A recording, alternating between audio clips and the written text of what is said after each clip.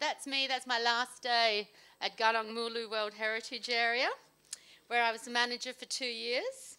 And in that role, we undertook a number of surveys. We undertook daily visitor arrival numbers, the demographics of the people, including their age, their length of stay, and the country of origin. And that information was passed on to Forestry Corporation, which was relayed to the Forestry Department and up into the MOTAC statistical analysis. They would use that information to gauge visitor arrivals, the trends, what nationalities were arriving, what emerging markets there were, such as the voluntourism, such as India or China being a wealthy economy that were looking to travel. So these are the sort of areas where as a park manager, we're using our surveying. We were also tracked, we did exit surveys. So when people were leaving through Miri Airport, we would track how long they stayed, where they stayed, which accommodation they stayed at and how they valued that, what that experience was like, so we could look at what was happening. We looked at what tours they'd participated on, and that would, for us as park managers, we could use that information to assess which tours were working well, which ones needed help, which ones perhaps weren't providing any satisfaction and they could be pulled in replace of something else. Interestingly, with the exit surveys, one of the areas that tourists were most interested, most enjoyed, was the boat trip. Whereas from our perspective, the boat trip was just the mode of transport that got them from A to B. So through surveying, we can find some interesting things that we're blinkers to. We have blinkers on for what we expect the tourists to be saying. So surveys can draw out really useful information. So, visitor satisfaction. Why should I care? So can I just ask around the room, who has a background in like the environmental science or natural sciences, or is that sort of the area that you've come into for your visitor side? Has anyone got a interest or experience or a degree in visitors or customer service, marketing research, tourism? No. So it's not an area that comes natural to most protected area managers. And as we were talking about in the other room before, within the park system in Australia, we have a Director General who manages the parks in Western Australia, and then we have a number of other directors under their different areas. So we have the science and research side. In Australia, we actually have a fire management side because we need to manage our fires for in event that it's going to happen. And we also have a visitor services director, and that area, which is the area that I have worked in, looks at the social research, the social sciences side of it, and the marketing and promotions of parks. So we can see that it is very important. So what we know, what research tells us, is that satisfaction is achieved when the perceived pre-visit expectations and the experience is met or exceeded. So that's what we're looking for. So you just have to be careful when you're promoting your parks, not to promote it for something that they're really not going to experience, because you're setting yourself up for failure. So, for example, don't promote and advertise the fact that, you know, people are always going to see an orangutan or that it's a pristine environment if it's not. Like, find your point of difference and market and promote and make sure your visitors are going to experience what you perceive that they will receive. Maybe if they do happen to see an orangutan in the wild and they know that it's a rare thing that they hardly see, then they're definitely going to have their expectations exceeded. So, what else are we going to talk about there? So whether you like it or not, you are in the business of tourism. So I just want to do a little survey in this room at the moment. So get you all up for a minute, okay? 'Cause it's going to work easy. I would like everyone who likes sweet things. I'd like everyone who likes sweet things over here, and I'd like everyone who likes savoury things over here. Can you just work with me on this for a moment? Excellent. Sweet here. It's a survey. We're doing a survey. Sweet things here. Savoury here. Anyone? Come on. Work that afternoon tea off. Okay, sweet things, savouries. Okay. And then from the sweet people, I want you to divide in three bits. I'd like chocolate sweet here. I'd like sour sweet here. And I would like Middle Eastern Arabian nutty sweet here. Okay, on this side, you guys, can you go to work at that? Yeah, so you're going to get your subgroup sorted by the time I come back. Here, I'd like to see, what would I like? Some salty savouries up this end, salty savouries. And then down here, we want the fun barbecuey savoury. Okay, all right. Now, okay. Now I'm going to need helpers. Okay. Okay. Can you help me for a minute? Okay. These are for the fun savoury mob. Fun savoury. Yeah, they're for the. You've got to give them one each. That's for the savoury mob. Yeah, that's the fun ones, and that's the salty ones. Each take one, right? Yeah, one each, one packet each. Okay, now I'm going to do the sweet ones. Oh, I don't need a microphone for this bit, really, do I? Come back to that. Oh, can you hold that for me? Just sing a song. Okay.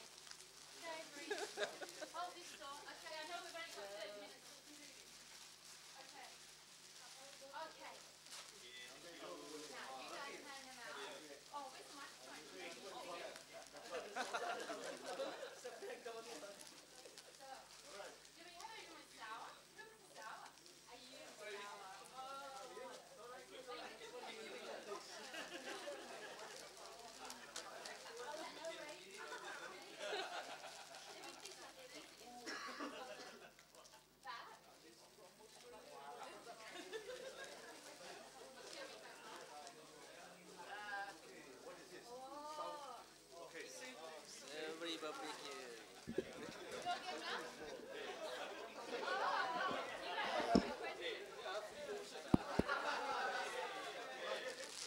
Okay. Oh, that's beautiful. Okay, while you're there, I'm going to tell you a story about those. Have we got any more of those ones left, the burger rings? Yep, okay. Okay. This is the story of burger rings, okay? Burger rings are my childhood. It's what we all had as children, and I think you actually have them here in Malaysia, don't you? I was trying to bring things that you don't have. But as a child, yeah, we used to like our burger rings, because with a packet of burger rings, you can be everything. You can get married with a burger ring. You can have finger puppets with a burger ring. So a packet of burger rings is a world of fun for a child. These ones, these are all the way from Australia. Look, you've got kangaroos on them. How good is that? That's a gift for my children would have. I'd pack them in their school lunchbox every day, and they'd take them to school, and they'd all jump around the schoolyard like kangaroos, okay? You have the Arabian sweets. I purchased them in Dubai with my last euros on my way back from Europe recently, so on my gap year, which I had to self-fund. So they're gifts from abroad, truly. Caramello koalas. Look, they're the chocolate koala bear, which a koala isn't a bear, by the way, but a chocolate koala. When we were children, they were a bit bigger 30 years ago when we were children. Or, oh no, 40-something years ago when we were children. They were bigger. And the caramello inside, when you took a bite and it ran down your shirt, you wore like a proud badge of honour. So thank you very much for participating in my survey. Please resume seats. Oh, I didn't do the sour one. And the sour one, look at that. I think what's worth noting about the sour one is that if it was a tour, we might need to reconsider it or repackage it because we only have one person who wants to participate in the sweet sour. Okay, so you have been surveyed. You've officially been surveyed. And now I know a little bit more about each of you. I may have lost my pointer, but I do know a little bit more about each of you. I think that what's interesting about that, okay, so from my perspective, I know a little bit more about you. I know, that there's a pretty evenly balance between who likes sweet things and who likes savoury things. From your perspective, how does that feel for you? Does it feel like I care for you a little bit, perhaps? That I've taken the time to think about your needs and what you might want and package something just for you? So, and how would it work, or would it work, if I went to all that trouble to survey you and then filed the bits of paper in my little things to do basket with my ever-growing list of bits of paper of things to do that have a little neatly printed section on the bottom that says, please don't print this if you're not going to use it and you're going to care for the trees. So, number one, we want to survey because we want to understand your needs. Number two, do something with the information, okay? So use it. All right. So, let's have a look at this. So, from a protected area manager's perspective, surveying can highlight the strengths and weaknesses of your product or whatever you're surveying for. It highlights the areas that we need to concentrate on, and it supports requests for fundings to the relevant bodies. Now, and I know it's not always easy, but I know from a survey that we undertook in Western Australia, one of the results weren't really pretty. It said from a bunch of cave managers that Yanchep had one of the worst show caves in Western Australia, that the infrastructure was really old and that it really needed updating. And so I took all these surveys and I highlighted all these really negative comments and I took them to my directors, and I don't know if this would work so well in Malaysia or not, but I took them to my director and I said, look at this. This is our national parks and this is the feedback that we're getting from, like-minded, from our peers, from other cave managers. They're saying this needs work. And I secured quite a lot of funding to get that done. So you've got to think that surveying has its benefits not just for the tourist, or think about it in a lot of ways. You can definitely secure funding out of it. So what we know from researchers' analysis is that visitor satisfaction is achieved when the pre-visit expectations and the actual experience has succeeded. So tell an accurate and engaging story. So I hope that your expectations of coming into today will have been met. I hope that the chocolate's a little added benefit, that it might have exceeded your expectations, that if you're going to leave the room and you might recommend this presentation to someone else. And that's what you want for your parks too, because once you have that word of mouth connection for people, is going to protect that area. We talked about it before in the other rooms, but to connect people intellectually and emotionally, they will fight for all your causes, and they will help protect your parks in a way that is unexpected. In the US, when the government was short of funds and they said, oh, we're just going to shut down all the parks, we just got no money left, we're closing all the parks. And within 15 minutes of that being said at Congress, the uproar from all the taxpayers in America got that politician eating his words and changing what he said, and he took the money from somewhere else. And being a park manager wasn't going to save the park, but having a strong community that loves your parks, that is proud of your parks, will definitely help in those areas. So, you know, the visitor satisfaction, it's more than just being tourism. Certainly it's going to help with your business, but it's about protecting your parks as well.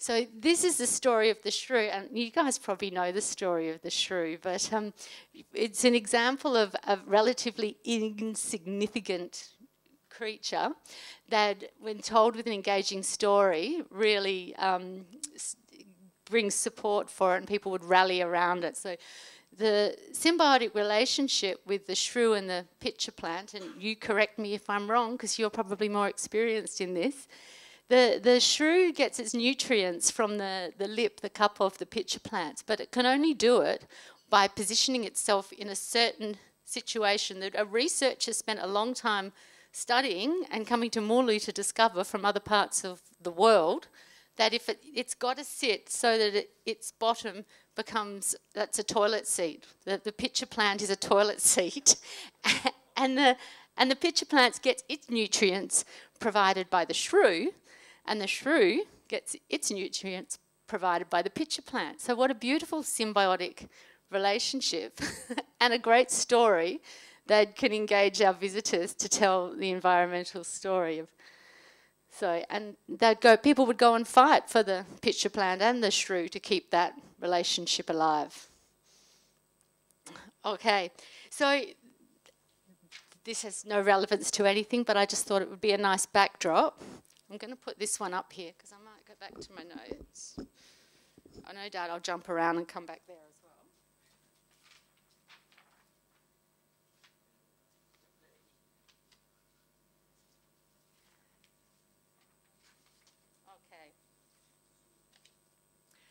Okay. So I was going to talk about, no, I think I'm running out of time. I won't talk too much about that one.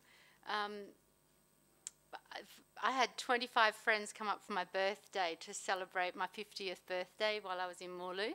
And the interesting thing was that after they left and I was sort of gauging their reactions, that what was the most amazing experience for them was volunteering, which was painting at the school and to connect with the locals in that way. So, and I guess that was the beginning of my journey into Borneo Ethical Adventures and my new business.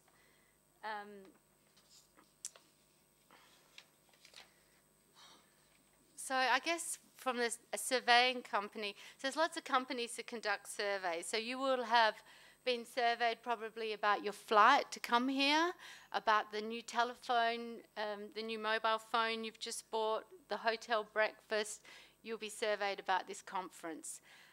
And it's not just for your benefit that they're doing this, it's for their benefit. They're doing it because any business that wants to succeed needs to show their continual improvement. And they're only going to show continual improvement through gauging and understanding what you want. And that's why, as park managers, to be successful in that area, we also need to do that. And we need to do that to prove success in our business.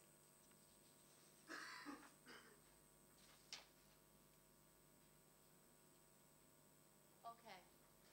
So, tips for successful surveying. We need to avoid leading and loaded questions. So when you're surveying, questions like might, should, could, they can all be perceived as loaded. So just be careful how you frame your questions in your surveys. Can I ask here, has anyone has surveyed in their protected areas of their visitors at all? Yeah? Yeah? Do you conduct yearly surveys? Give the man a chocolate. Listen to that. Okay? Let's get this going. Let's get this going. Help! Okay. Well done. He's the only one who surveyed. You deserve 2 chocolates. Okay. Are they yearly surveys or was it a one-off survey? It's a yearly survey. Excellent. Oh, sorry. Crush burger rings. Yeah. And is that for visitor satisfaction or? Part of it, yeah. Yeah. And do you look back at those against each other the year after to see how you were? So is it, yeah? Yeah. Fantastic. good to see. So it's really critical. It's really good to do. It gives you your benchmark. Your first one gives you your benchmark, and the second one can show you gradual improvements and success, your continual improvements. So yeah, avoid leading questions. Use the funnel approach when you're asking your questions. So you start off with something really broad, and then you get a bit more specific in the middle, and then just before you're going to lose them, you just, open it up again to your age and your demographics and make it soft. So avoid non-specific questions. So you wouldn't ask someone, do you like orange juice? You need to understand, do you like the sweetness? Do you like the cancer preventative properties? Do you like whatever the name of it? Whatever you're trying to find out, you need to be quite specific when you're creating your survey questions. Use simple English. Don't use your acronyms like MOTAC. You have to say Ministry of Tourism, and don't use your technical jargon. Make sure it's open for the user that you're surveying. Don't force the respondent to answer. If they want to skip a question, let them skip. Use the balanced scale when asking multiple choice questions, and we'll have a look at that in a minute. How am I going for time? We'll have a look at that in a minute. And don't use double-barreled questions. So, like, what is the fastest, most economical internet?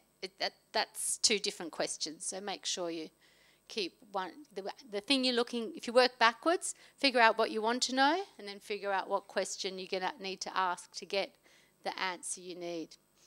And keep your questionnaires as short as possible, and your speeches and your presentations. Okay, so styles to suit you. So the first one, there's 3 different columns I've got here. The first one is the Likert scale, and that was developed by Rensselaer Likert in 1932, and it's still the most popular way to survey for attitude and behaviour. It's where most surveys will go to, and I know in Langkawi they do, the nature-based surveys would use this approach. Langkawi, Kinabatangan, I think they've just done some park surveys for nature-based tourism. It's the one we use we use the one on the right in Western Australia, but it's all based off that first column. Online surveys, so I don't know, is anyone familiar with SurveyMonkey? Yeah, so SurveyMonkey is free, online, downloadable, and you can create your surveys really simply. It's got over 200 templates to measure everything from visitor satisfaction to market research. You can upgrade and pay a little bit more to tailor your questions, or increase the number of questions, or to buy a survey group. So really useful.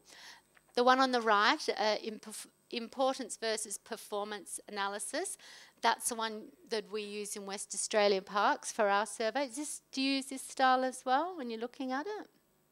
Do you know how it's assessed at the end? Yeah. And we'll look at this one a little bit more. So, yeah, so that's the SurveyMonkey setup. So you just go through and click which one you want, multiple choice. This is the one, so this is Yanchep National Park. Just take this one off. So it sorts the respondents' answers into quadrants. So what we have here, I'm going to go across here, I can see better. It sorts it in their response into quadrants. So we've got what their satisfaction levels are and their importance. So everything on the top right is keep up the good work. So all the questions that we were doing just fine in, and we don't really need to worry too much about park managers for the programming and planning is up there.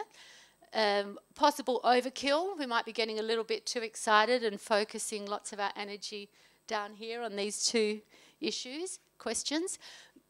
And I think as park managers, or anyone who's in an area of influence for a certain while, we can have our own passions, and we bring our own passions to the job or to the park or whatever.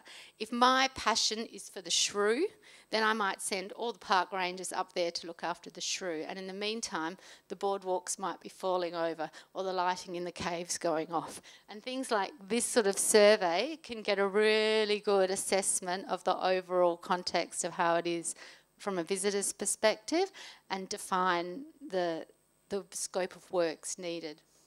So this is the bottom left is a low priority, so it's what the visitors didn't find very important. In saying that, there might be things that are actually really important for us environmentally. So maybe what that means is we need to lift the information that we're providing to make sure it is important to them, to get them to be caring about that issue a whole lot more. And top left is concentrate here. That'd be toilets. Oh, you were in the session next door this morning. We were talking about toilets, and as park managers, it always comes up. Toilets are really important for visitors because it's a comfort factor. They love them clean. The more that you care for it, the more they think you care for them and for the park in general. And for a park manager, it's also the bane of your existence. It's the nightmare because it's the isolated toilet that's broken down. And in conferences in West Australian parks, we always spend at least a half a day talking about toilets and the new and innovative and what's happening, the best in the world of toilets. So, gone that way. So that's that survey still. Excellent. So. And the question is, what are people saying about your parks? And this is something that backpackers put together. I'm going to be able to drive this, aren't I? Oh, sorry, I might need help. I'm a Mac user.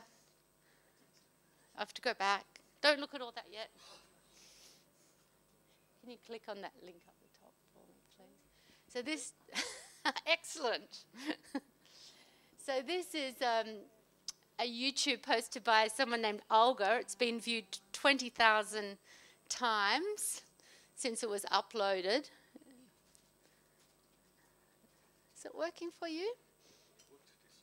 It did work just now. That doesn't mean anything though, does it?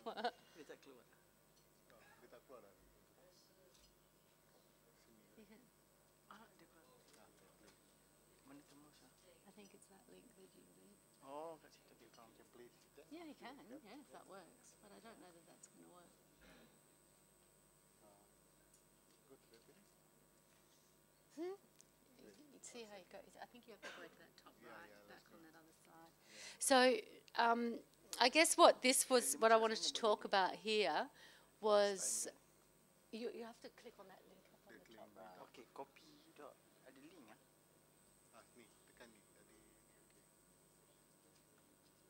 Was that but the people can do the talking for you, and if you give them the option like Instagram, Facebook, then people can be the ones out there promoting your park for you, as opposed to you having to do all the hard work, because word of mouth referral is still the best referral to get people into our parks. And the more we can get people in, which comes from visitor satisfaction and creating that word of mouth and creating video links. You go for it whenever you like.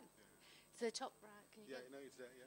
Oh, okay. Okay. I think it's very slow.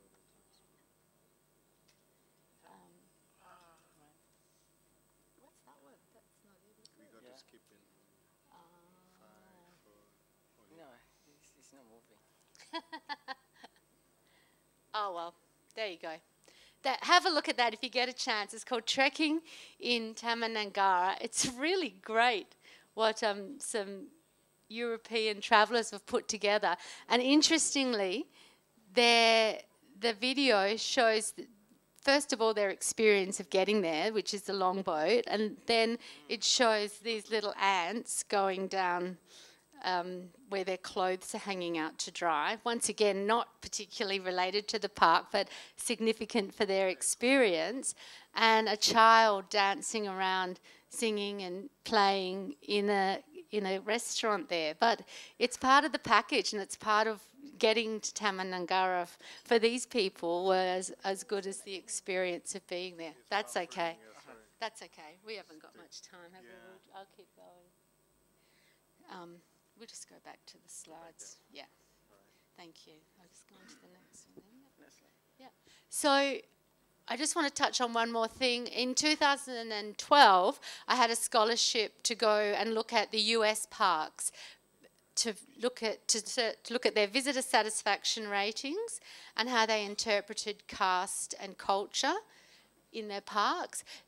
One of their parks in particular had a 97% visitor satisfaction rating, and in general their satisfaction rating was over 90%, which was just massive. So I was sent from the West Australian parks to have a look, and ours satisfaction rating is, our benchmark is 85%. So I don't know if there's a benchmark for Malaysian parks for visitor satisfaction, but if there isn't, I'd really encourage you guys to develop a baseline data and get a benchmark, and then you've all got something to work towards. But what the American parks did so well was to connect the people that visited the parks with the ownership of the parks and therefore the protection. So signs like this, thank you for visiting your park, everything was branded as your park, not our park. So it brought people in to be connected with it straight away. Your public lands. This one says, these improvements are being completed using your fee dollars. Thank you for your support in making, well, that says our park's a better place, but I guess they could only say so many you. But it's nice to see that people, it's nice to see, for people to see where their entry fees are being spent. And I don't think in Western Australian parks we were doing that enough, and that's probably the same here, that we're not educating people what their fees are being used for. They have an amazing connection with foundations that support their park, and as being in government you can't actually take donations, whereas if you have a foundation that's working for your park or the friends of a park, that they can accept donations that can then be used in your parks. So there's a lot of donation box. And this one, we actually had one of these in Mulu that we created. It's really cool. It's like a Perspex box. So when the Australians come, they put their money in the Australia box, and when the well, we had one there for Peninsular Malaysia, and then they'd put their money in there, and the Japanese put their money in the other box, and so it gets this little bit of a competition going. So, and so everyone's donating, and some of them are donating because they love the park, and some of them are just donating because they're Australian and they want the Australian box to have more. But when all the money's going to the community, I don't care how they donate or why they donate, but if they put the money in the box, that's a great thing. And this was fantastic. This was at Yosemite. This was a wall in the interpretive centre, was who's protected and cared for this park. And it had everything from the local community people to like a outreach program for youth. It had students, it had the superintendent of the parks, it had the park sweeper, and then it had these really great mirror tiles. I just remembered I've got a pointer. Yeah. It had these mirror tiles so you could see yourself. So it instantly connected the person with it. It's like, oh my goodness, I'm there. I'm part of this park. I'm protecting and caring for this park. And yeah, so the American systems did that really well.